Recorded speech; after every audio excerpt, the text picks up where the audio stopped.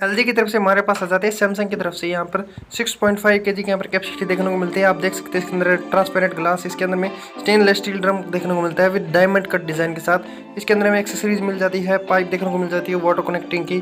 और गाइस यार बहुत ही अच्छी वॉशिंग मशीन है देखने को मिलता है। इसके अंदर बहुत अच्छा कलर में देखने को मिल जाता है। 3 स्टार की एफिशिएंसी रेटिंग देखने को मिल जाती है, एनर्जी एफिशिएंसी। इसके अंदर में फंक्शंस देखने को मिलते हैं, बहुत ज़्यादा मोड्स देखने को मिल जाते हैं। आप इन्हें बाय करना चाहते हैं तो मैं लिंक डिस्क्रिप्शन में दे रहा हूँ, वहाँ से आप बाय